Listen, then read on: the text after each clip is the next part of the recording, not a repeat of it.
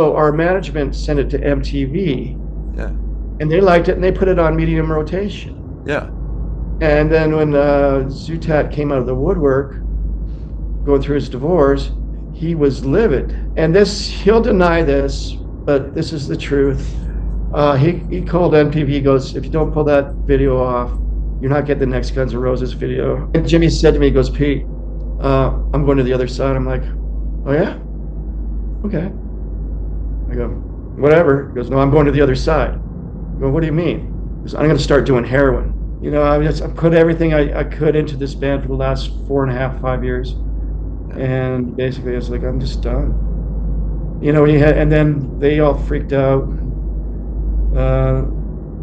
Busted open my door. I'm just playing my old Strat through an old Fender amp. And I was like, you know, "We're going to kill you, blah, blah, blah." And one of the guys, it's like, "Go ahead." And like I said, he attacked me and broke my arm and cracked my head open. Never apologized. Bagging how he was the main songwriter, which is all bullshit. He was the weak link in the band. Like, no, we're a nasty, dirty blues rock band. It's got to be authentic. My mind is kind of blown here, like, and I do a lot of interviews, and you're blowing my mind. The hair metal guru from Warren to Crew. The hair metal guru. Never forget Charlie too. Hey, I'm so excited to welcome Pete Raveen to the show. Pete was a guitarist for the phenomenal Salty Dog, who put out the massively underrated Every Dog Has Its Day album in 1990. And he and the band just released on FNA Records the album that was intended to be the follow-up to their debut, called Lost Treasure and Three Golden Jewels. Hopefully you can see that. Just a great... 3 golden jewels. There it is. There Yeah. it is. It's a great album. And with that, Pete Raveen, welcome to the show. Well, thank you very much. Thanks for having me. Yeah, and man, I'll be honest. So I usually, every time I get ready for one of these, you know, I go out and I look at old interviews. There is not much for information about you online. Like, so. Well, you know, I'm a very quiet person, very Sure. private, and I never craved the attention. Okay. You know, everybody was so, you know, hungry, you know, to get like, look at me, and I was like, whatever, let my playing do the talking, sort of thing. Well, you definitely did that well. And so I want to get, God damn, I want to get into this, and I'm just going to let everybody know right away. And here's my dog Charlie, who's bumping everything. Hey, Charlie. Here, I'll let you. Charlie, can you? There she is. She's somewhere around there. Yeah. Is it a golden retriever or Golden retriever. I had a golden retriever. Great dogs. Oh, the best. The best, the most loyal. Yeah. So nice. Yes. When you're feeling blue, they're right there for you. Yeah. Totally. She's awesome. She's actually part of my theme song mentions Charlie, because it seems like she makes her way into the videos all the time. Anyway. Fine with me. I love animals. So you can pick this up, and we'll talk about it a little. You can pick this up at FNARecords.net.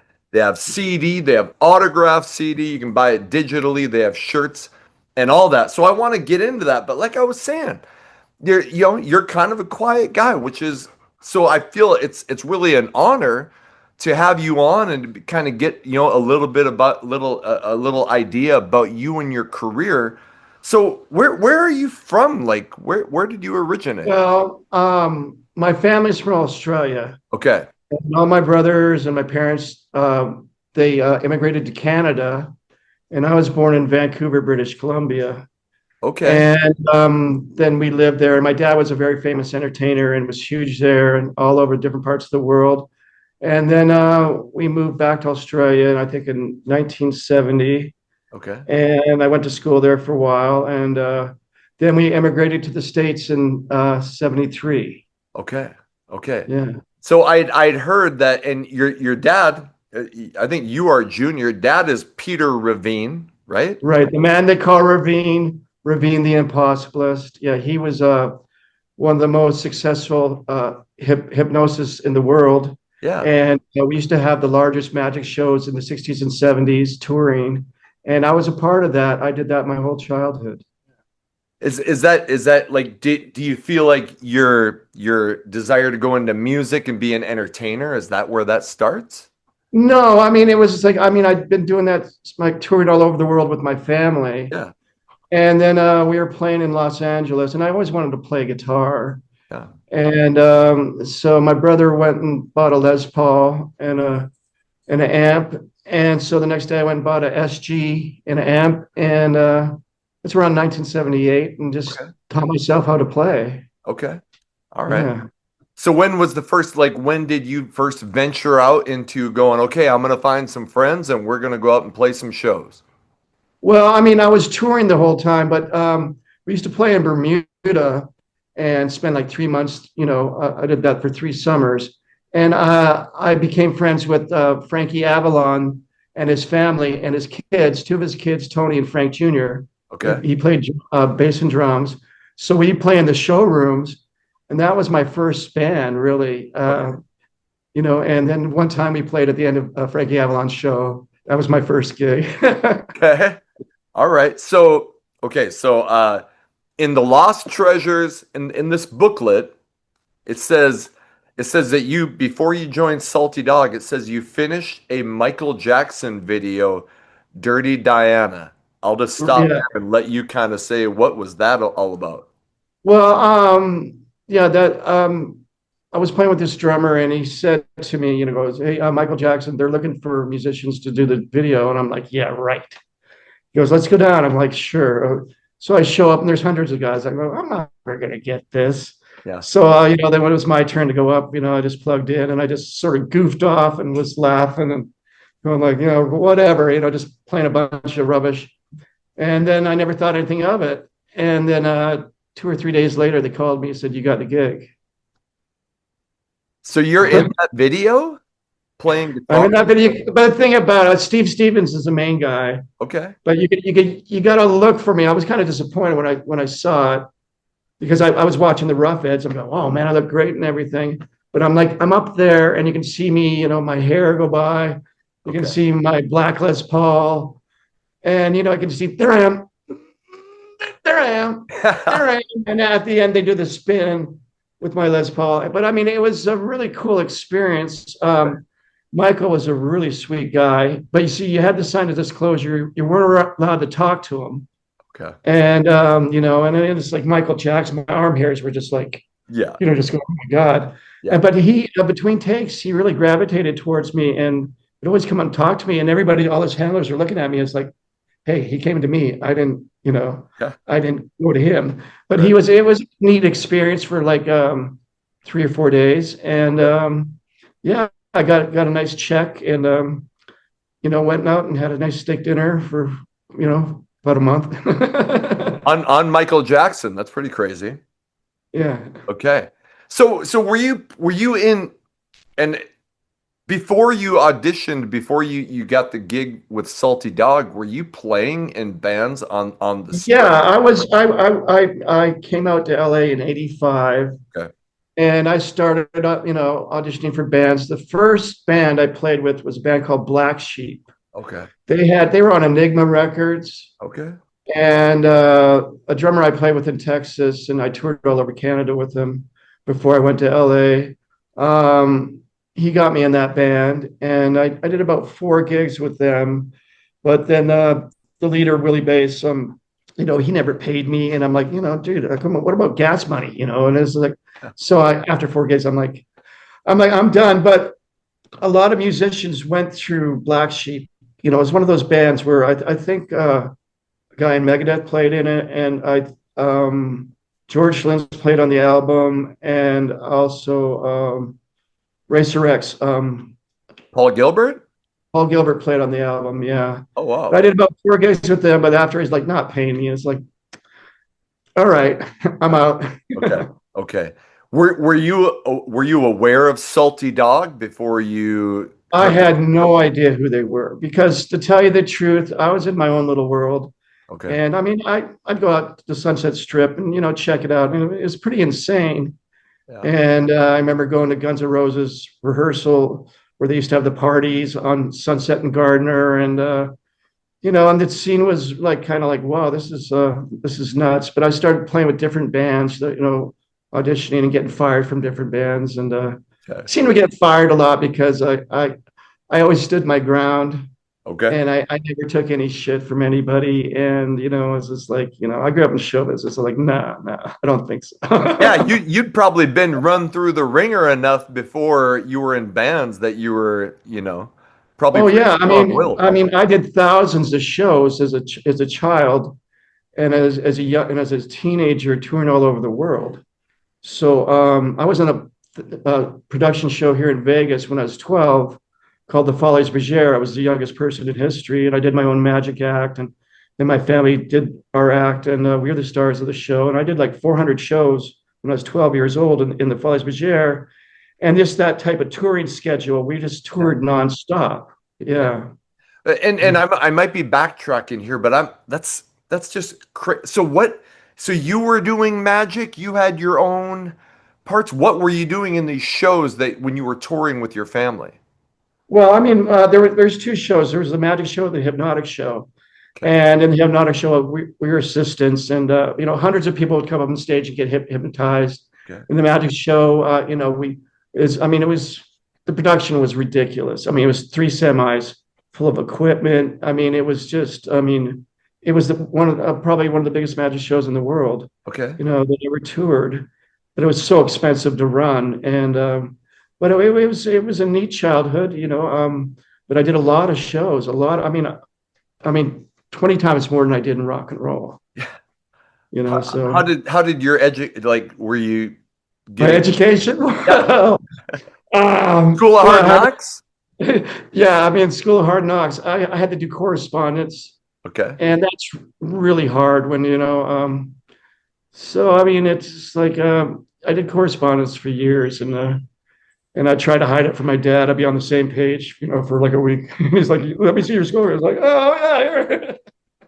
But Right. I mean, yeah, I did correspondence for years, and before that, I went to boarding school in Canada, up in the mountains, and in Australia too. Okay. Yeah. So where was your family or your parents when you decided to go into rock and roll? Were they like, all right? They were when I said mom and dad, I go, I want to give a shot at being a musician and playing in bands. Yeah. And they gave me 100% support. I had the best parents in the world. I mean, they supported, they pushed me because I was very reserved and quiet, and they pushed me. Yeah. Okay. I was very lucky. Yeah. How long did your family do the show, the touring, even after Oh, they were doing it from the 50s till Okay. through the 90s, and then my dad, fortunately they're both passed away, but got Alzheimer's, and I took care of him till he passed, and I took care of my mother till she passed. Okay. And I also raised a daughter on my own through all this, and yeah, so I kind of got away from music, but I still played music, and I still did some recordings with some different artists, Sure. but it wasn't my priority. Okay. Yeah. Wow. I mean, that's I'm just kind of in shock. Like you already have an amazing story. We haven't even gotten into the band yet. So that's okay. All right. So you're playing on the Strip. How does it turn out that you find out about this band Salty Dog needing a guitar? Oh, okay. There used to be this great vintage guitar store on Sunset called Guitars R Us. And it was run by a guy named Howie Huberman and Albert Molinaro. And I used to go in there all the time and just try, vintage, because I was really into vintage guitars, and try old amps and everything. And Howie was, he also funded Guns N' Roses. Okay. With Vicky Hamilton. Yeah. And later on down the line, Vicky sold her contract with Poison to him. Okay. Her management contract. So he became Poison's manager. Okay. But anyways, I used to hound him all the time and go, can't you give me a job? He goes, I can't get rid of this guy. But then I come in but he always used to say, man, you're a great guitar player. You don't sound like the metal kids that come in here and stuff. Because I'm more blues based, play slide guitar, Yep. Kind of more English style guitar player. Totally. And then one day he said, hey, Pete, you want a job for like 3 days? I'm like, sure. And so he takes me in the back. They just got a container full of like about 80 vintage Marshall heads from England. So, I mean, it's just, when you just look and see 100 vintage Marshall heads, he goes, what I want you to do is go through each one and see if they're good or what's wrong with them. And, So for 3 days, I just sit there blasting old Marshall heads. And that's when he goes, man, I love your playing. I was like, but after that, my ears were like, for a couple of weeks, were kind of gone. But, we just developed a friendship. Yeah. And then one day he goes, I'm going to find you a band. I'm like, okay. And then I walked in one day to the store and he said, Pete, he goes, I've got a band for you. He goes, call this girl, Vicki Hamilton. Yeah. And I didn't know who Vicki was because I was like, you know, I didn't really pay attention to the whole scene. Yeah. So I called Vicki and I never heard back from her. And then a week later I went in there. He goes, talk to Vicki? She didn't come back. So he got on the phone. He goes, Vicki, I got Salty Dog's guitar player right here. And he handed me the phone. Okay. And I was like, okay. And so she gave me Jimmy's number, the singer Salty Dog. Yep. And I called him and I didn't still know who Vicki was. Okay. And, and then I went over to Jimmy's house. I played him a demo tape I did and kind of picked up guitar, jammed a bit. He goes, okay, come to rehearsal in 2 days. And so I went down to rehearsal. I was the last guy they auditioned. They went through like 100 and something guys, like everybody, in LA.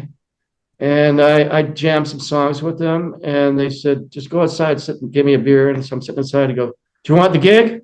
I go, okay. And so it's okay. And so they got me, I got the gig. And then I'm just like, okay. I didn't know anything about them. I just, they're kind of, Kurt was a great drummer. Yeah. As soon as I heard him play, I'm like, whoa. Yeah. It's, and I just played some blues stuff and some slide. And not a lot of guys back then were doing that on the Sunset Strip. Right. It was still the sort of dwiddly, 8-finger technique and stuff. And I could do that, but it's just like, I was, more down and dirty type of guitar player. So I got a gig after it was between me and a guy named Rusty, who ended up getting years later the Paul McCartney gig. Oh, no way. Yeah. Holy shit. Okay. Yeah, and he's a great player. Yeah. But they went with me. Okay. Yeah. What was the band? Was it established at that time? I mean, were they a draw on the Strip when you joined? I never heard of them. Okay. So supposedly, they had a following. Okay. There was a handful of bands that had a following, and they'd been showcased before for like 3 or 4 labels, but they got denied. And the basic, their whole thing was like, we don't like the guitar player, they need some work. Yeah. And so I joined them, and then we rehearsed for like about 3 weeks, maybe a month, just under a month. Sure. And and I had to do a showcase with them at the Whiskey. And we did the showcase, and every band every label in the world, boom. Okay. And, they wanted to sign us. Okay. And before they were getting turned down, I guess I was the missing link or whatever that the band needed. Even I read an article that Jimmy Bleacher, the original singer, did. He goes, we got turned down by so-and-so, but once Pete got in the band, I guess he made the difference. You know what I mean? As well, thank you for giving me my kudos. Well, let me give you some more, because I just watched an interview with Michael Hannon, and he said that the band was doing well, but when you joined is when it took off. So he gave you a lot of the credit, your guitar playing. So, well, thank you. That's the nicest thing I've ever heard from him. I mean, I heard a lot of bad stuff he said about me in the last 30 years, and I've just been whatever, dude. And I heard some negative from him, but I didn't hear it directed at you. It was just more about the band. But anyway, so he was very complimentary about you there. Vicki Hamilton had managed Guns N' Roses. You mentioned that she managed Poison. She had a lot of connections. Like, did you get to know her very well during your time? Oh yeah, me and Vicki really hit it off. And also she brought Motley Crue to Tom Zutaut when he was at Elektra. And and Faster Pussycat, and a lot of other bands she got involved with. And I didn't know anything about her because, I just kind of beat to my own drum. But no, me and Vicky are friends. I was just hanging with her in June. We were Okay. at the whiskey and we're at a barbecue and talking about doing some stuff. And Vicky's still a really good friend. I love Okay. Vicky. She's a sweetheart. Yeah. Okay. Okay. Okay, so you do this showcase and you have all these offers. Like how do you end up signing to Geffen? What do you remember about getting signed? What do I remember about getting signed? I remember all the labels were approaching us at the gig, Yeah. after the gig, just like flies on shit. You know what I mean? It was kind of like all of a sudden, like, I couldn't get arrested, the day before. Right. And then I remember Tom Zutak going, "Get away from my fucking band," kind of like bulldogging it. And goes, "You guys are signing with me." Right. And I'm kind of going, "Whoa, okay." And then well, we took meetings with all these other labels Okay. for like a week and a half, and they were taking us out to the Dome, which and all these great restaurants in LA that you could never afford as a Yeah. starving musician. Right. And we just listened to everybody, and it's like, okay. And then the census was, okay, Tom Zutet, Motley Crue, Guns N' Roses, Dokken. I mean, he did in Tesla, so it's like we went with he was kind of God at that time. He was like the puppet master. Yes. I mean, what he said. Right. So we went, yeah. So we went with Geffen. Okay. And yeah, you got to feel like if you got that guy on your side, I mean, everything's gonna go your way. I mean, I'm assuming. And in a perfect world, yeah. Right. Did it end You up know, going that there's way? there's a lot of ego and a lot of power with those people, and it just all of a sudden stepping into a band and getting the biggest record deal of the year, and in 1988, and being on the biggest record label. I mean, it was kind of like, whoa, okay. And it's I don't even know these guys. Right. Right. Yeah. So okay, you get signed. Tell me about the making of the album. Didn't you guys go to like Wales to record Yeah, I everything mean, on what site? happened was, I mean, Salty Dog, they weren't great songwriters, per se, and they just no one was a constant, really good songwriter. But I brought in songs, Okay. and we spent about a year, just because I joined them, and they only had about 5 songs that were good, and the other ones I'm less like, man, these songs suck. I'm not playing these. I mean, I just like it sounded like Bad Motley Crue. Yeah. It was like every other band. There were so many bands at that time that they all sounded the same. Yeah. And so I said, we're gonna scrap this. And plus, they tuned down a whole step. I go, no, dude, let's tune up a half step because it just sounded too. It's like let's just a half step down. That's enough. Okay. And then I just started bringing in songs. I think the first song I brought in to Jimmy was "Sacrifice Me," a ballad. Okay. And that was the start of it, really. Okay. When had you started writing? I mean, had you been writing all along, or did you just start Well, like? I've always been a creative person, and to me, it wasn't going. I wasn't a poser, Yeah. and I mean that was part of the scene. All these guys, you'd walk down. It's hard to explain that scene, on the Sunset Strip. All these guys posing with the hair and just, look better than most of the girls and stuff, and you're going like, and most of those guys couldn't play their ass from a hole in the ground. You know what I mean? And they're all like, kind of watching. It was kind of like funny, Right. but I just, whatever. It's just like, yeah. I've always been a creative person. I'm always writing, and I got. I'll talk about it later. I've got a lot of stuff that I'm going to be coming out with and stuff too. Okay. Okay. Okay. So you start writing these songs like how long is it from when you get signed till when you actually start recording? I think just under a year, Okay.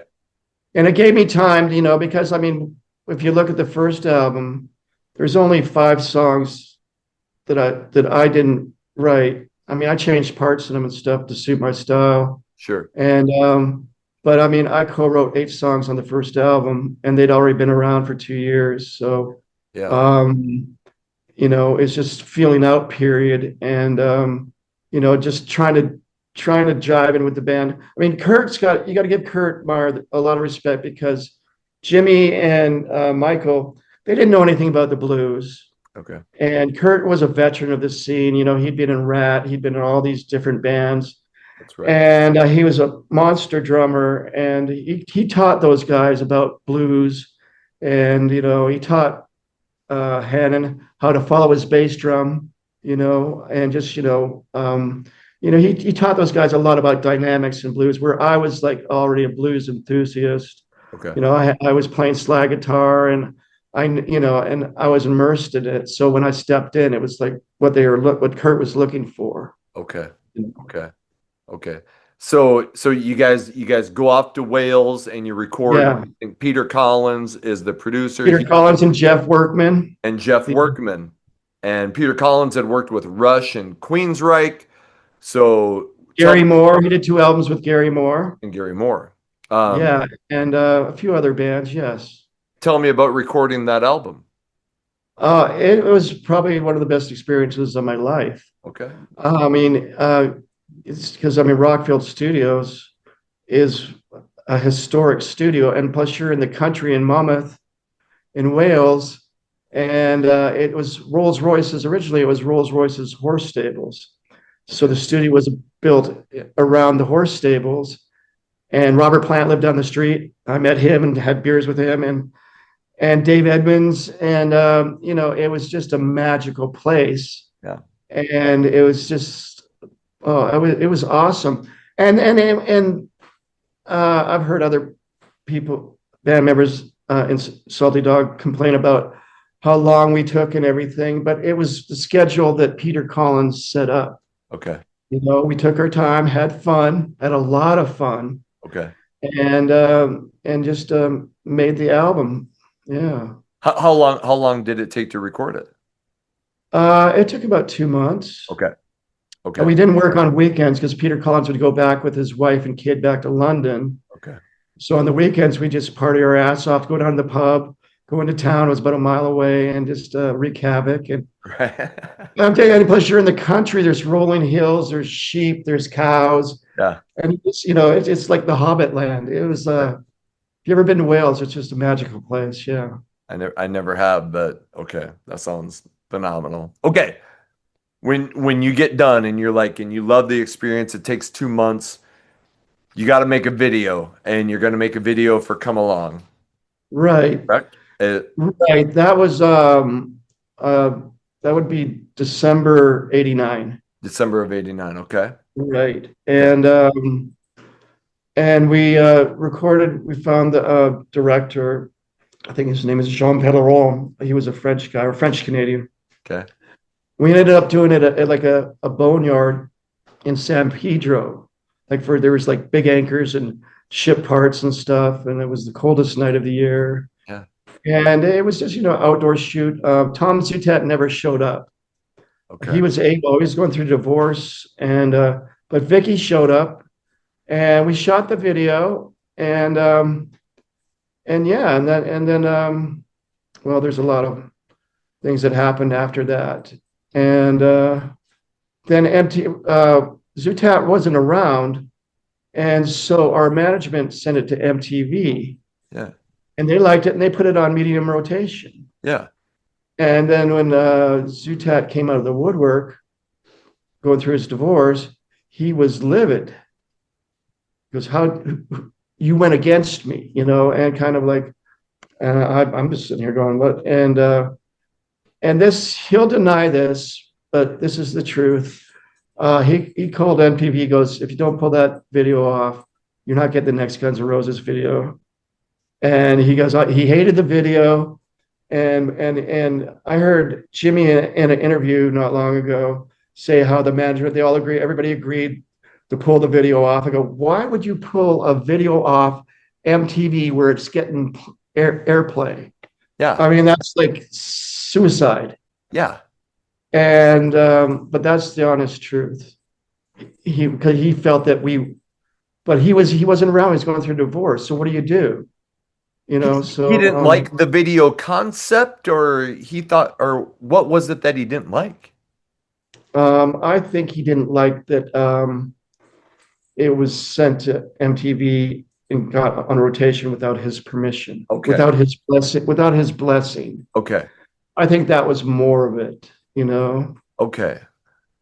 And I'd heard that Zutat had pulled strings to have it not played. I didn't know that was.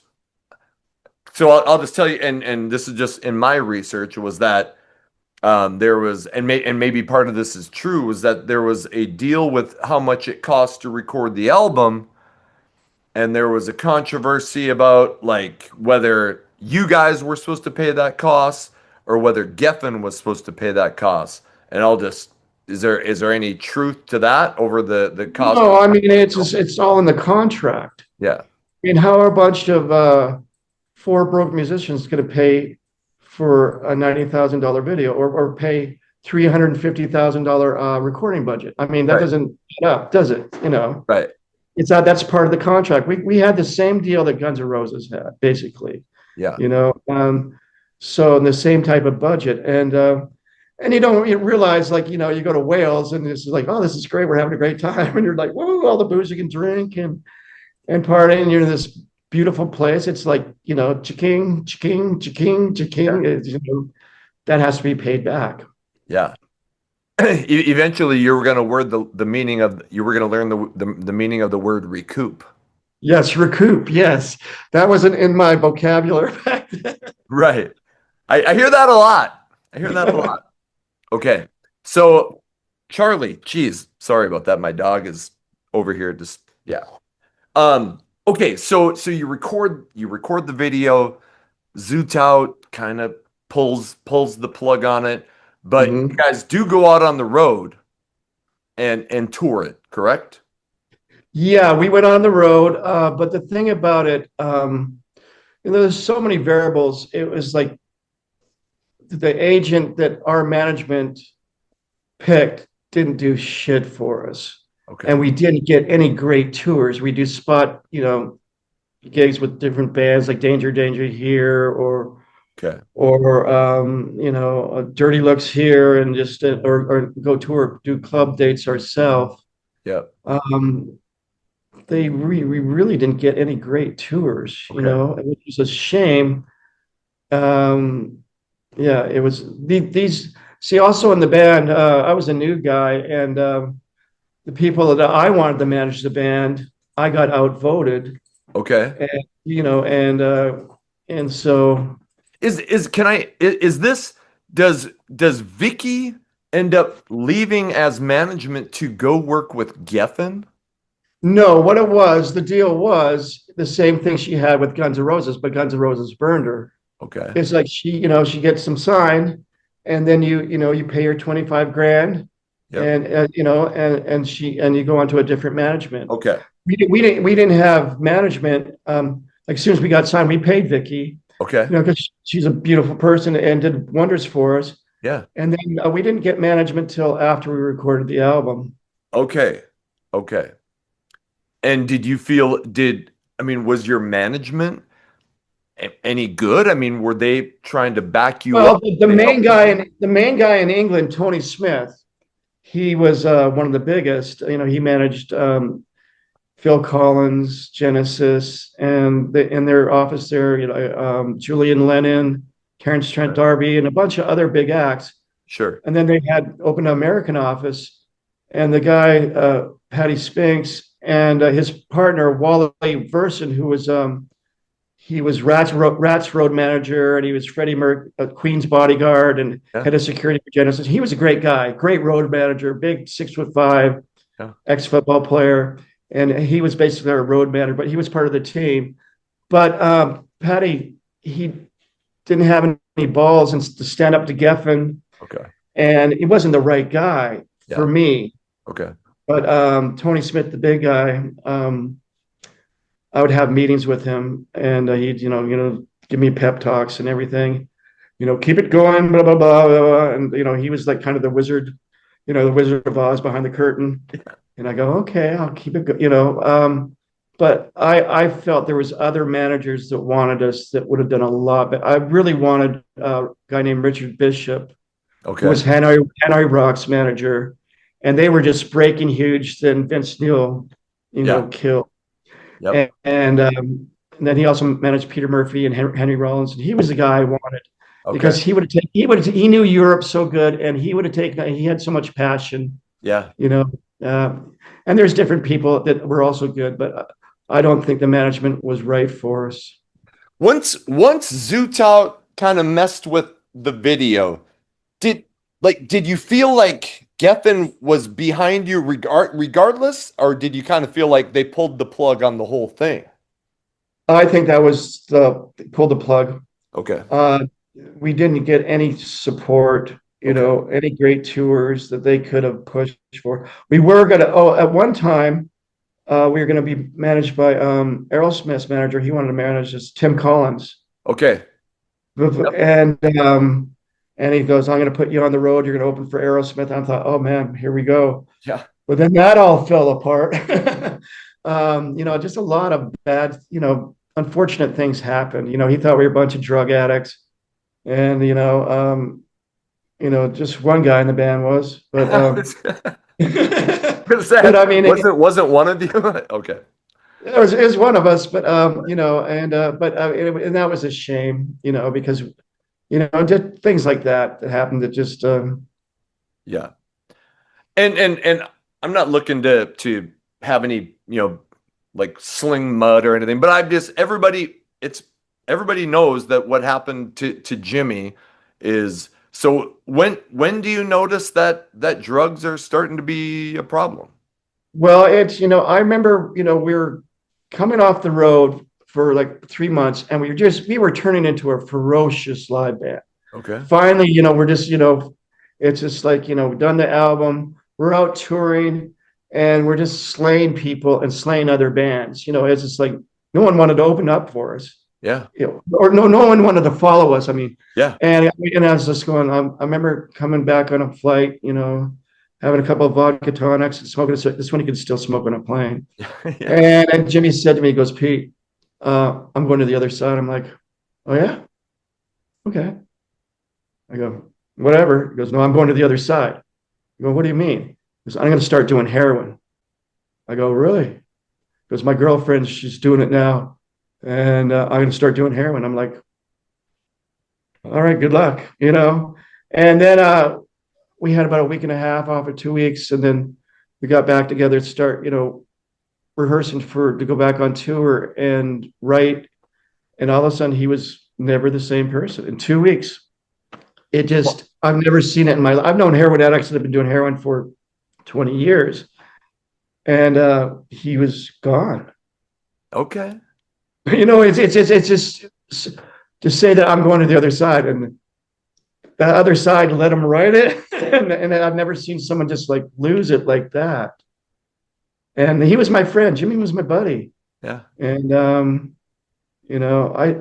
remember one time on the road, we were sharing a room, and I walk in the room, and he's choking on his vomit, and he's like, and he's like face down, just choking. So I turn him over and cleaning all the vomit out of him, and I got him breathing, and I was like, okay. And then this girl knocks on the door. "Is Jimmy there?" I go, "Well, he's a little under the weather, but come on in." No, Jimmy was my buddy, and but it's just amazing how I was just like after that he was never the same. Okay. And it just got continually worse and worse and worse. Yeah. And I'll just ask, what even before that were you guys? I mean, you mentioned that you partied quite a bit. Was there drugs going on, or were you mainly? No. I mean, the usual, Sure. Alcohol, a little cocaine, Yep. or whatever. But no, nothing like Okay. nothing like that.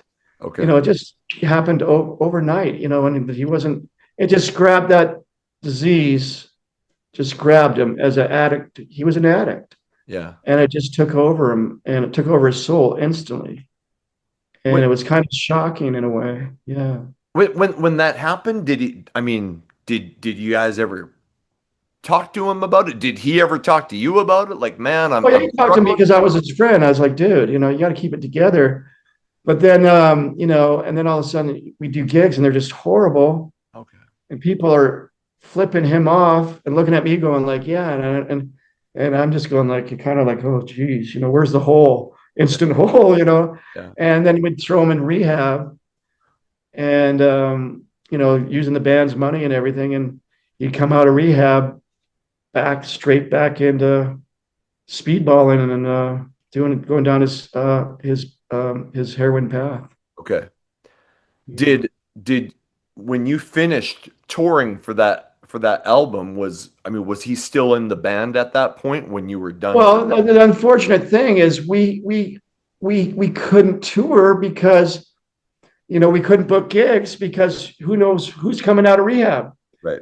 And all of a sudden we were supposed to go to Japan and all these other stuff was supposed to happen. So in hindsight, there was some good things down the tunnel, down the hall. Yeah. But you couldn't count on them because Right. we gave him like a year and then he'd get out of rehab straight back Okay. out of his mind, getting even worse and worse and worse. Okay. And I'm trying to tell, Tom Zutat and everybody's like, he's gone. We can't keep on working with him, and telling management, hey, I'm out of here. I can't work with this guy and we can't work with it, can't function. Yeah. He's killing us. Keep on working with him. And it's like, and so, but a good thing that came out of it, me and Kurt would just jam and work on my ideas and we came up with some great stuff. And there's still tapes of tons of ideas from back in that day. But Jimmy would come out and just his voice was gone, his musicality, he had no creativeness. It was just like he was just a shell, and it happened so quick. It was kind of bizarre. Is at what point, like, is you guys? I'm assuming are still signed. Is there a point where is it? Does Geffen ever, like, what happens with Geffen? Are they telling you got to stay with this guy, or are they like, hey, you got to? What happens with Geffen? Yeah, it got to that point because in all actual fact, Kurt started Salty Dog, and he was the leader.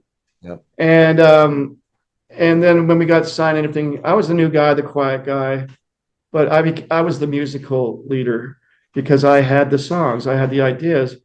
And then Tom Zutat told Kurt, Jimmy is the leader of the band. And I'm going to deal with Jimmy. And that was a big mistake because he was just a kid from Youngstown, Ohio that wasn't prepared for this. Okay. So when is Jimmy out? Like when do you guys, it's just like we did some gig, he'd get out of rehab. We tried to record some little, 8-track demos and stuff, but it was just like horrible. Yeah. It was just unusable and no sense of pitch or creativeness. What he came up with was just horrible. And he didn't want to listen to anything I came up with because I can't sing other people's lyrics. It was like, okay, whatever. I just got to the point where it's just like, and then we'd go do some gigs. And I remember we went to Canada and did a few gigs and it was just horrible. And that's what we did. He goes, this has to end. This has to end now. Okay. And finally, everybody came to the realization when they see Jimmy and everything is just like, yeah, he's got to go. Okay. And so we went to our lawyer. He was living in my garage like a wild animal. Jimmy was? Yeah. Okay. At the end. And we gave him his walking papers and he's like threatening, I'm going to kill myself. You can't fire me. And I'm just like, oh God, what am I going to do? And he was just, trying to shoot the Chinaman out of the trees, running down my block naked with the air pistol, trying to find the Chinaman. Okay. I don't know what it was with Chinaman that he saw in his psychosis. And finally, I told the guys, well, let's give him one more chance. We're at this rehearsal place, and so I, get Jimmy out of my garage and. We go there and he disappears in the bathroom and he comes out and instantly he's hiding behind the PA stack and we're all like trying to play and it's just like, I'm like, dude, what are you doing? He goes, and I go, what? He goes, the Chinaman. And I'm like, oh, everybody's just like, And so we gave him his walking papers, but he's still living in my garage. And then we were auditioning new singers. And finally, I was like, Jimmy, you got to go, dude. He'd break into my house, kind of like Sling Blade. It's like me and my wife would wake up, like, Jimmy, what are you doing? He'd stand there with a tire iron, prying out my door. I don't know. No, it just got bizarre, and it was just it was horrible. It was horrible. Yeah. Yeah. At what? How long does Geffen stick with you? When does Geffen end? When do they drop you? Okay, well, that was then we had to get another singer, and Tom Zutat wanted to pick the singer. Okay. Like, okay, I remember he mentioned a guy from a band called King of the Suns that were from Australia. I was like, oh yeah, he's cool. Kings of the Sun, Jeff Hode. Is that his name? I think from Kings of the Sun from Australia. Yeah. Your guy? Yes. Yeah, I thought he was cool, but that never happened. And then we also, approached we approached John Corabi.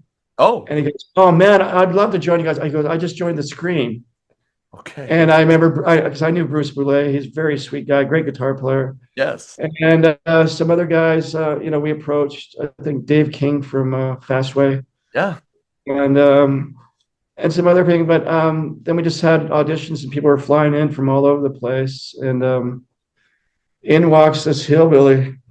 I remember as I was at a bar, and this what's his name, Perry, played with Mike Macaulay Shanker, and what's his name, the guitar player, Mitch Perry. Oh, Mitch Perry. Mitch Perry was bragging about, oh, I just found this singer, man. He's the best I've ever heard. He's a Southern boy. He can scream like Janis Joplin and everything. And I'm looking at this girl. She goes, yeah, he's my friend. I go, you got his number? She said, no, I don't his number. So I go, tell me more, Mitch. And so he's like kept on bragging. So I gave him a call. And Daryl came down, and he just started wailing. And I'm just like, oh, my God. He was just a force in nature, but then he got pissed, threw down the mic. He was a rough and tumble dude, and then stormed out, and drove off with his girlfriend. And then he came back and apologized and did some more stuff. And I was like, this is the guy, because I mean, it was authentic. It was real. It wasn't all these guys that were auditioning. It's like, I could do more pirouettes than Kip Winger. I'm like, good for you. It's like, what does that have to do with anything? They're perfect, trained voices. It's like, no, we're a nasty, dirty blues rock band. It's got to be authentic. Right. And he's a guy. And Daryl, we all said Daryl's in, and I don't think Tom Zutat like that. Okay. And is that so? And that's even in the booklet, it says Zutat was upset that he couldn't control the band or pick the singer. Is it when Daryl Beach gets picked to be the singer? Is that when you get dropped? Well, I mean, we did some gigs and we rehearsed, but contracted. They had to give us money, a few $1,000s to do a couple demos. Okay. And yeah, and so me and Daryl started writing. Yes. Yeah. And go ahead. And those demos are what was. Is that what becomes this? Those are demos. Yeah. I mean, it's like the first batch of songs we did at a place called Keith Olsen's studio. Yeah. Well, he was a major producer. Yes. It was across called Goodnight LA. We did 11 songs in 4 days. Okay. Which is like, I mean, everything you hear, the thing that I like about these demos is like the band was recorded live.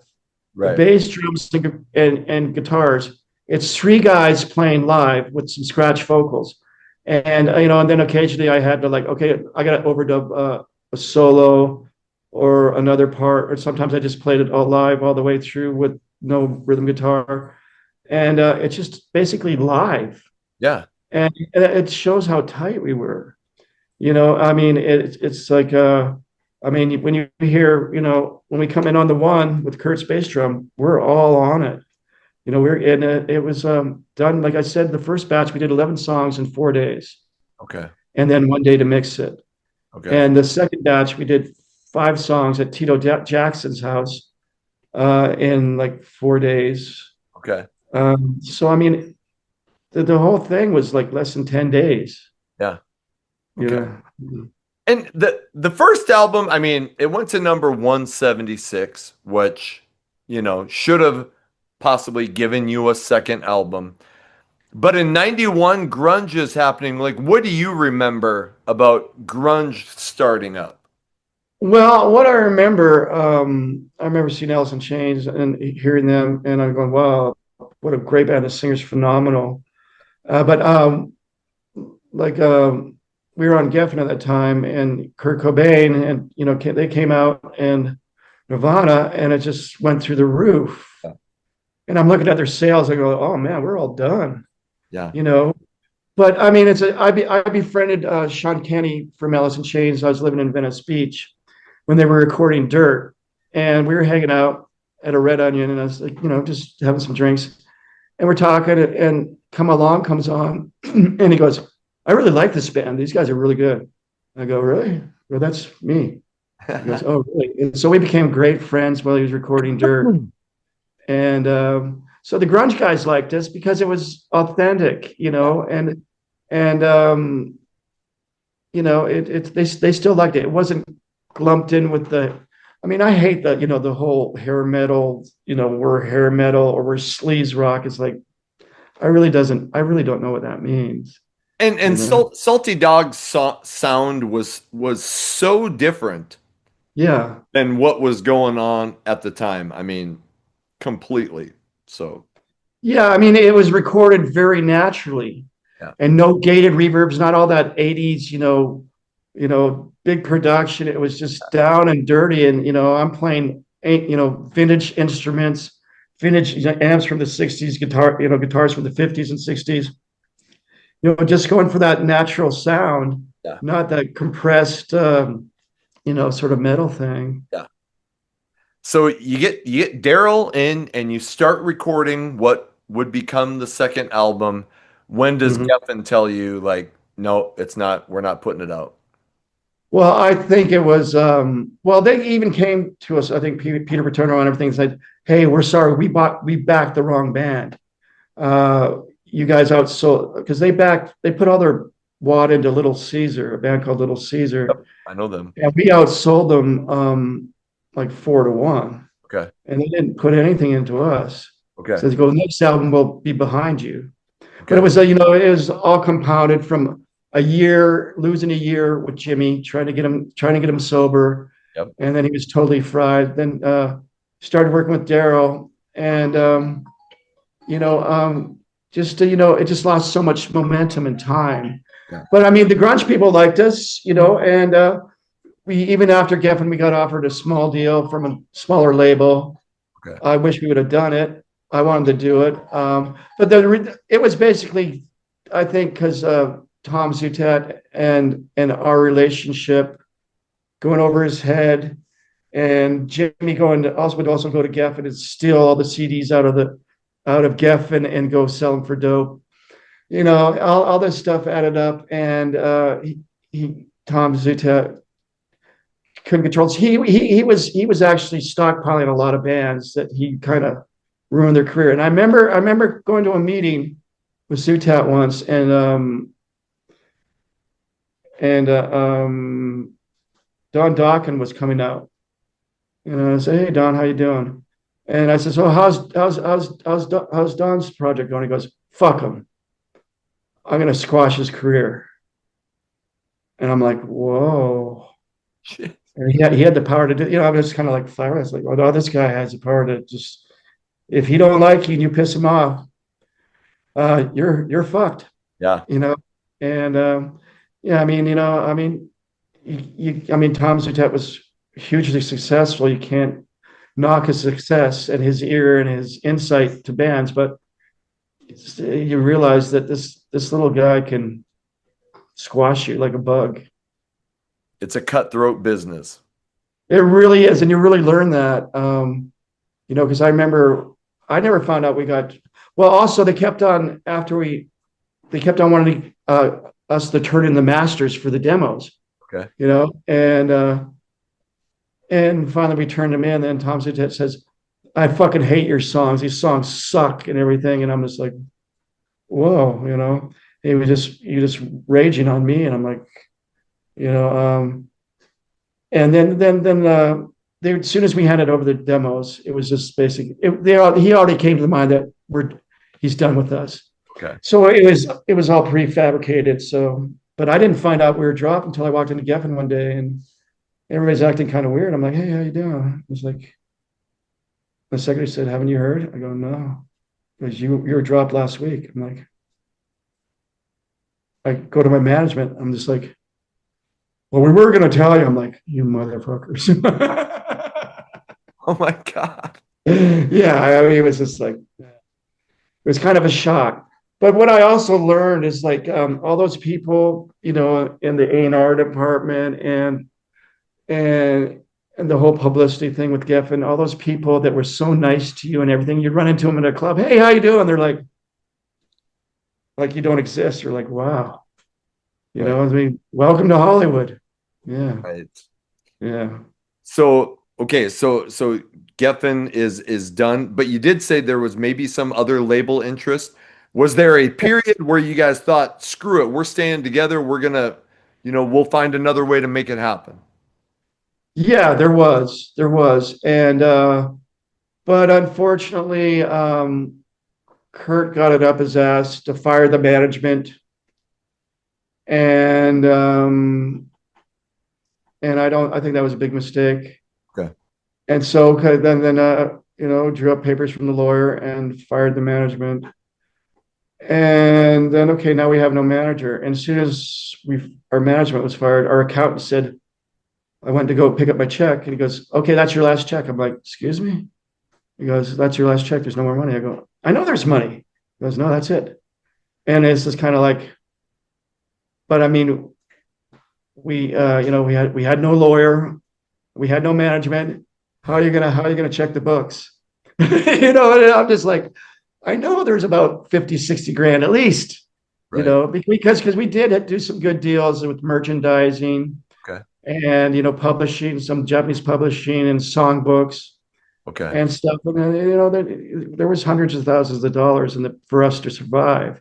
Right. But yeah, just all kind of just dwindled. Yeah. So when does the band decide that's it? That was me. Okay. I was the reason. Okay. Because, you know, okay, now there's nothing. And a lot of bad decisions have been made against me since the beginning. And I got kind of pushed around in that band. You know, I mean, I got my head broken, cracked open, concussion, my arm broken from a certain member of the band. And kind of pushed around and kind of told if I don't give up my publishing, I'm out of the band. Then I was fired out of the band at the beginning. So, I mean, I've been through a lot with that band, and plus trying to keep Jimmy alive. Yeah. And try to keep him going. And, you know, and everybody's telling me, you know, keep on going, keep on working with him. I'm just like, and so after, you know, there's no management, you know, the accountant says there's no money. And I'm just sitting there going, I'm done. Yeah. You know, I put everything I could into this band for the last 4.5, 5 years. Yeah. And basically it's like, I'm just done. You know, and then they all freaked out. Busted open my door. I'm just playing my old Strat through an old Fender amp. And I was like, you know, we're going to kill you, blah, blah, blah. One of the guys, and it's like, go ahead, break my hand. I'm going to break your hands. Go ahead. I'm like, I'm done. You know, where you just hit that point where you just put so much into something and then just you shut down. It's just like, you know, I gave it all I could, but kept it going. And but then it was just like, okay, I'm done. And so I ended it. And so, you know, I quit, and that was the end of Salty Dog. Because I mean, basically, you couldn't really replace me.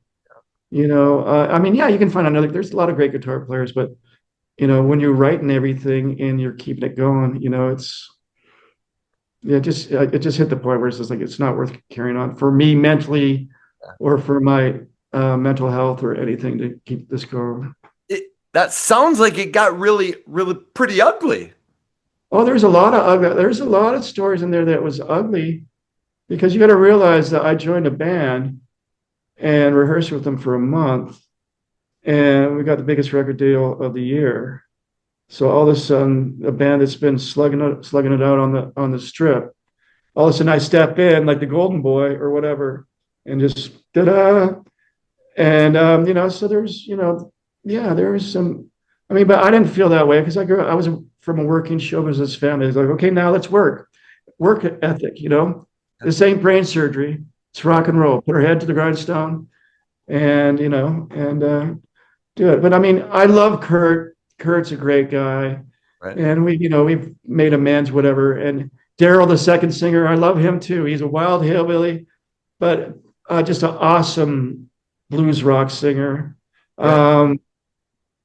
Hannon has said a lot of bad things about me over the last 30 years. People show me and everything.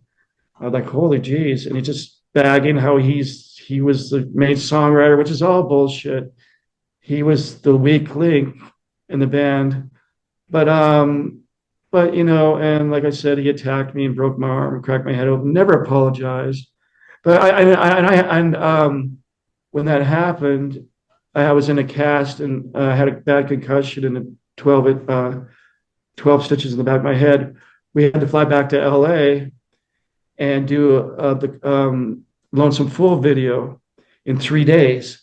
I'm sitting there with a broken arm in a cast. We got to shoot a video in a couple of days. So they cut my cast off, still had a concussion, gave me pain pills, and I did the video. Then 3 days from that, we were supposed to go back on tour. And I'm like, I was like, I should have just said no. I got a rest and my concussion and everything, but we would have lost like $60,000. So I went on tour with a broken arm, a concussion, and stitches in my head. What was, and obviously it seems like it's Michael Hannon's the issue. Like, what's going on with the rest of the band, or how is that relationship? I mean, if this is going on between you and Michael, are other people backing you up, or what's, if you care to go into it? I don't. Well, you know what? It was kind of a dysfunctional machine. Or I should say, it was Kurt. There was a lot of jealousy over songwriting. Okay. And that's where it all based from. Yes. And to me, it's like, hey, if you write something, you deserve to have your name on it. Right. I'm sorry, because without songs, what is there? Right. There's nothing. There's Exactly. nothing. So I mean, without, and that was came a lot from him. Okay. And but like I said, I mean, Jimmy was my friend. I love the guy. Kurt's still my friend. We still talk a lot. And that's why when I first released the Lost Treasures on a different label in Europe. Yep.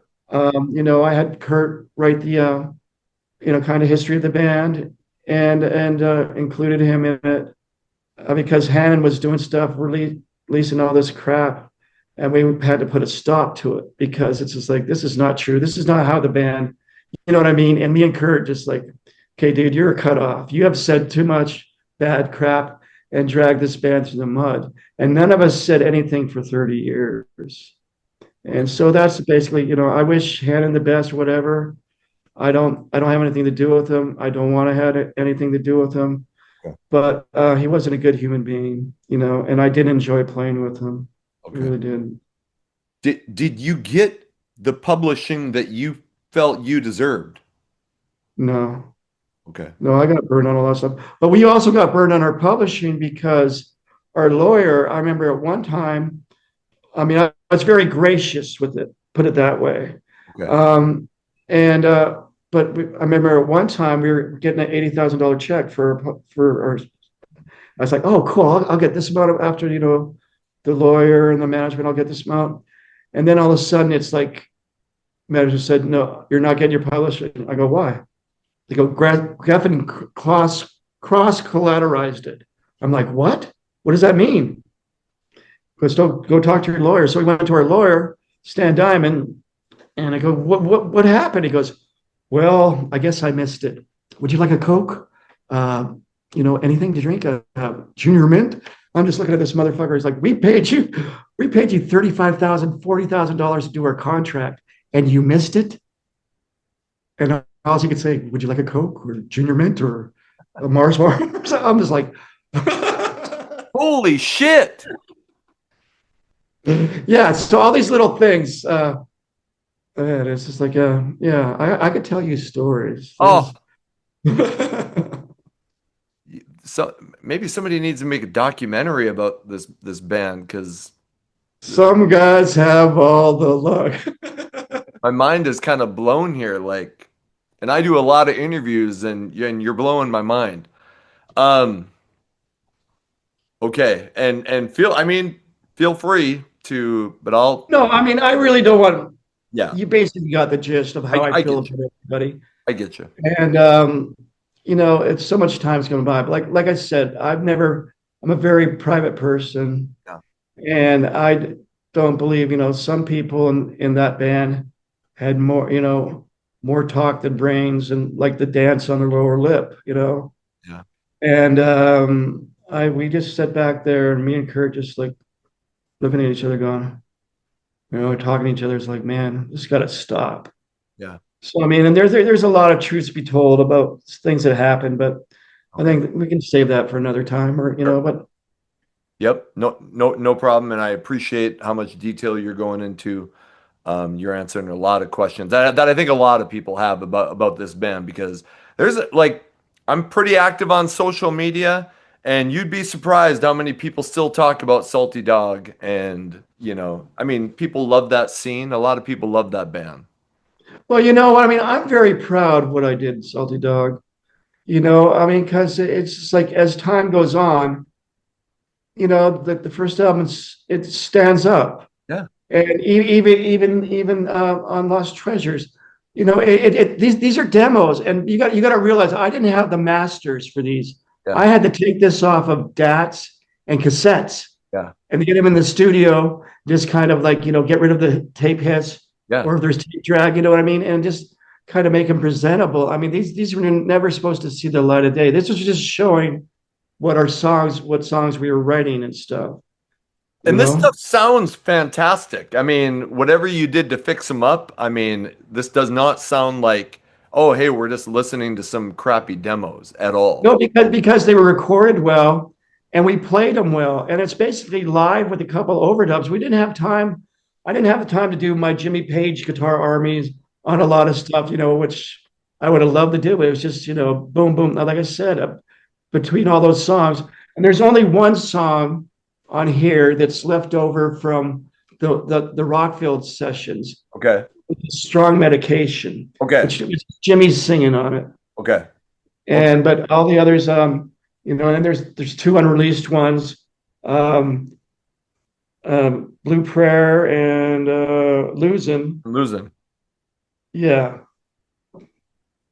And but the other one, the Strong Medication, that was released on about 20 years ago on Cleopatra on Hollywood Rocks. It was a box set about the Sunset Strip. I have that. Yep. Vicky Hamilton told me about them, so to contact this guy Tim UC or whatever, Yeah. at Cleopatra. So I sent him that song. Okay. And they paid me a little money. And but when you listen to the Hollywood Rock stuff, it's like that's one of the best sounding songs because it was recorded on, and you hear the drums and everything.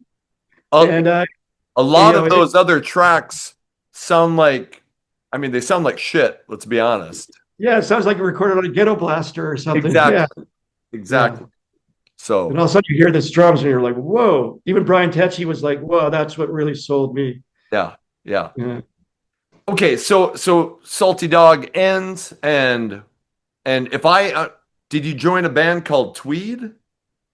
No, that was like after Salty Dog, I hung out in LA for a while, and I auditioned for like Dio and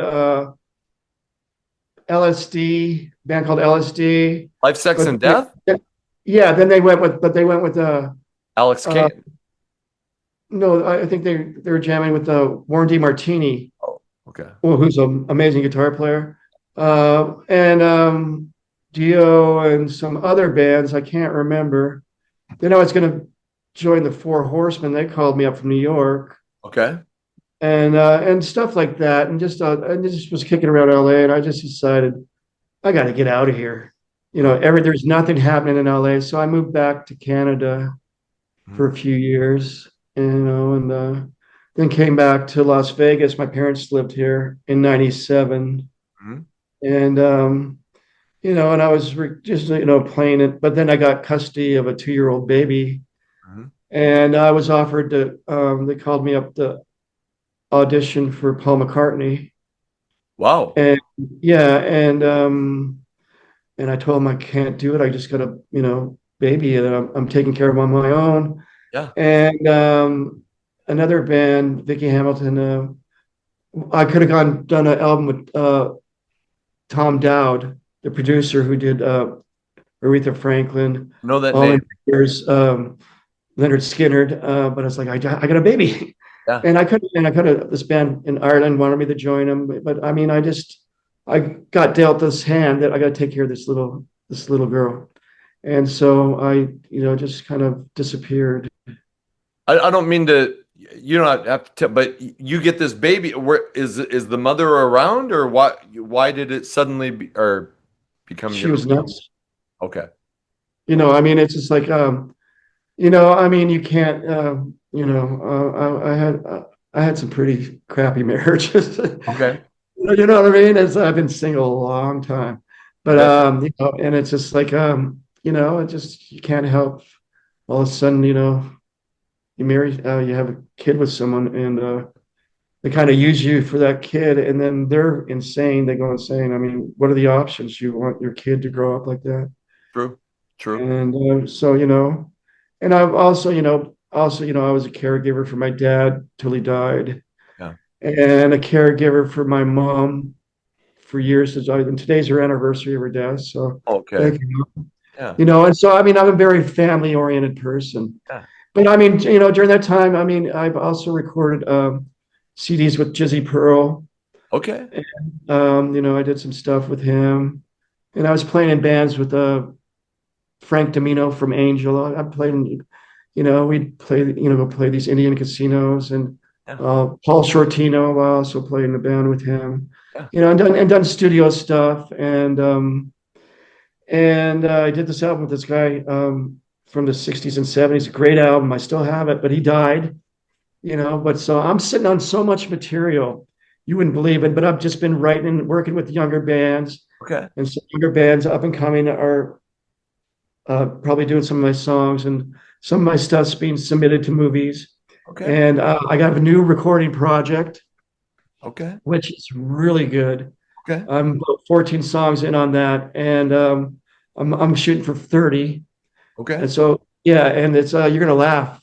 The name, it's Hypno, like hypnosis, Hypno Guru. Oh, no way. Yeah, yeah, Hypno Guru, because my dad was a guru in his profession, Yeah. in hypnosis and magic, and it's kind of an ode to him.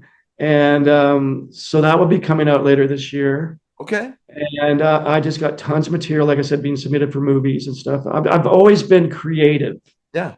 but just kind of set back in the limelight. And what was kind of cool of like, the first time that when they re-released the first Salty Dog album on Rock Candy, and it just took off, and people are just like raving about it. And then this other guy in Europe that he got a hold of me when he heard it that I have the second album, the songs for the second album. I released Lost Treasures, and that took off. That sold thousands and thousands of copies. And just he wanted me to come to Europe, and I was like, "There's no salty. It hasn't been a salty dog in 30-something years." Yeah. But you know what I mean? It just showed me that I'm doing interviews and getting the airplay in Europe, and I'm just like, "Wow, people really like this band." That you're 100% correct. And yeah, Rock Candy reissued Every Dog Has Its Day in 2016. Escape Music released Lost Treasure. Right. But the thing about the FNA one is that there's 3 extra tracks. It's got 3 extra nuggets. Right, 3 golden nuggets. So you're gonna want this one from FNA. Not 1, not 2, but 3. So what like this music that you're talking about right now, Hypno Mhm. Guru, what kind of music is that? Are you singing on it or what? No, I'm writing all the music and a lot of the lyrics, and I have my friend Steve Gorski singing on it, and I have my friend Tom Parham, who's also an engineer. He has gold records, and he's recorded like Five Finger and Kill Devil Hill and Yeah. a lot of the King Cobra stuff. He's also playing drums on it. And I just used Lenny Kravitz, old bass player, on a few tracks, and I got this other killer bass player. It's really good stuff. I think it's really Yeah. good, and yeah, Okay, well, I'm looking forward to hearing that. That sounds yeah. amazing. So that's what I'm working on. And I was with Vicki Hamilton a couple months ago, and we're trying to work on some stuff. And she's doing her thing, and then she's supposed to have this not a reality series, a series about the Sunset Strip coming out. Yeah. Based on her and Guns N' Roses and the whole thing. And yeah, so I mean, I got a lot of good things happening. Yeah. Yeah. I just wanted to ask this. This would be, but was there a reunion at a Salty Dog reunion in 2011 at the Key Club? Unfortunately, there was, but because I'd turned it down forever. Yeah. I mean, they'd call me up and I'd be like, not interested, not interested, not interested. Yeah. And that kept on going on. Then Jimmy came out and visited me. Hadn't seen him in years. I'm like, I don't know, dude. I'm done. I don't live in the past. The past to me is dangerous. Okay. You can't change the past, but you can control your future to a certain point. Yeah. And like I've never publicly said anything on social media about Salty Dog or anything. Yeah. And finally, he talked me into it. I was like, all right, I'll do it. Because I mean, they're saying, trying to get me to tour and or go do these cruise things years ago. And I'm like, no, I'm not interested. Plus, I was, raising a daughter and also taking care of a sick father and mother. And I was like, no, this isn't worth it to me. So finally, I gave in. I hadn't seen, the other guys in 20 years. Yeah. And we had one rehearsal, 1.5 rehearsals, and did the show. Okay. And it was just like, as I'm playing, I'm going, this is why I didn't want to do it. Because I've been playing like 5 nights a week in bar bands and going playing biker rallies and stuff. So, I mean, I could still play. Yeah. But other guys hadn't, their chops were there and the magic wasn't there. Okay. But then I did few before COVID, I got offered from a record label in Europe. They're going to give me $30,000 if I turn in a Salty Dog album. Okay. It has to be with the original singer. I was like, so I talked to Jimmy and I was like, so I sent him some song ideas. I go, well, we should just take the money and fuck them. I'm like, no, these guys are mafia, dude. It's like, I thought his junkie mentality, is just like, oh no, I'm not, and he couldn't come up with anything, so it was just, a wash. Did Jimmy end up getting straightened out or Well, I mean, in this interview I saw, when he left the band, I kicked him out of my garage, and he ended up homeless and no shoes, and his family rescued him. He went to Europe, and he tries to make it was like a romantic thing. Him and this other junkie was also on Geffen, a band called King of Kings that Tom Zutat dumped because they were stealing, and okay. he was from Geffen, and same thing with Jimmy. And they went to Europe to get on methadone, get free methadone, and just ripped the people off along the way. He makes it and driving around Europe on a stolen motorcycle. Okay. And I don't know, it's just some type of, oh, that's not a really romantic story, saying he was going to do something.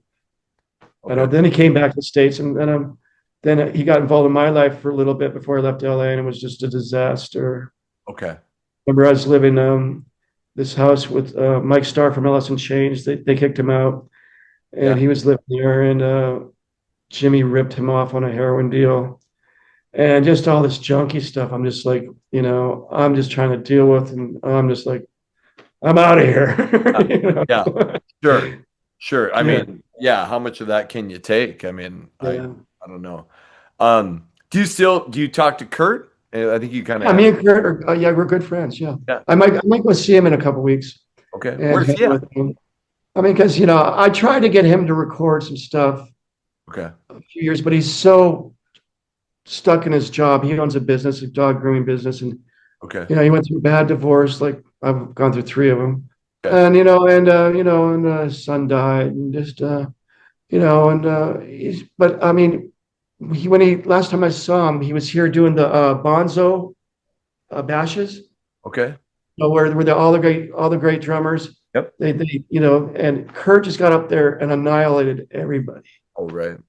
And this guy hasn't toured or played, out for like 30 years, but he did all with Brian Tetchy and all these great drummers, from, who's who list of all the best drummers, Right. some of the best. Kurt just goes up there and annihilates all these guys. Right. He's, if you're going to play Led Zeppelin in that style, Yeah. he's a man.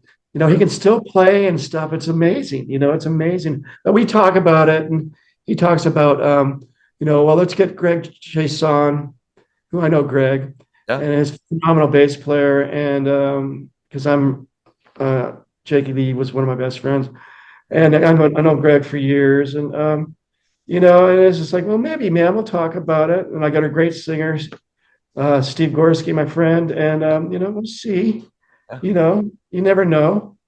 Get some old. We're all old. We're all old now. You know what I mean? Yeah. You We're all don't look in our old. Yeah, I mean, you Oh. look amazing for Oh, shit. thank you. Yeah. Must have been the heroin. Yeah. And then we kind of talked about Jimmy, and we probably don't need to talk about Michael Hannon anymore. But what's Daryl Beach doing? Daryl actually called me a couple weeks ago, and he's after Salty Dog, it really hurt him, and that we fell apart and stuff. And he went out, he just said, "Fuck it," Yeah. and bailed on LA and became a crab fisherman Okay. in Alaska. He's a really tough dude. I mean, he's like generally, tough. Yeah. And he, is a captain of boats and fisherman. And now he, has a family. He's happy. He has 3 kids and a nice, great wife. And he has a pool cleaning business. And he calls me, and he's just a good old Southern country boy. And I love him to death because he's real. Yeah. There's nothing bullshit or LA about him. He's a good old boy. And plus, I mean, when you listen to him sing, he's an amazing singer. Oh, yes. I mean, I'm shocked he didn't do more musically outside of, unless I know, but I think he did an album with a guitar player from Overkill Okay.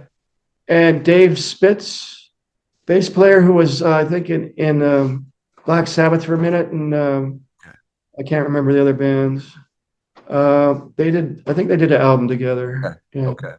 Okay. Yeah, but he's just that's what I liked about him. He was just he could say, he just had such a deep well. Yeah. I just play something, and it's just like, well, that's really good. He could sing like Janis Joplin or like Al Green black soul singer. Yeah. And had falsetto, can come like a black girl, Yeah. And where Jimmy was very limited in his range and that's why when he started doing hard drugs, his talent was gone. Right. And I think I know the answer to this, but a band like Salty Dog could get those cruises. You could get some dates here and there opening up for people. What are you going to close the door on that, or would you even leave it open a little bit? Well, you got to realize that Jimmy's toast. Yeah. And he fried his brain 30 years ago. Hannon, I just can't do it. Okay. I mean, because he's not a very good bass player in my book. I play with some great bass players, and it was very hard to play with them. He's like, I try to show him stuff. He goes, "Don't make fun of me. I'm not a musician." I'm like, okay. But Kurt made him follow his bass drum really good. You know what I mean?